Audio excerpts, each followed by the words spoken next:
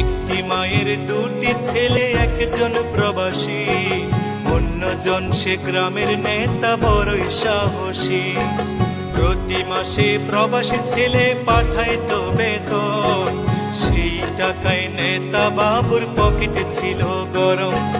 নিজের নামে কিনলো জমি, করলো দালান ঘর, দিন বদলে মা ভাইকে করে দিল পর। প্রবাসী ছেলে মাকে দিল ছোট্ট টিনের ঘর, সেই ঘরেতে মা জননী থাকবে জনম ভর। প্রবাসী ছেলে মাকে দিল ছোট্ট টিনের ঘর, সেই ঘরে মা জননী থাকবে জনম ভর। মা জননী খোদার কাছে বলে দুহাত তুলে, বুকের মানিক প্রবাসীতে রেখো আল্লাহ সুখে। একজন প্রবাসী বড় মিথ্যেবাদী,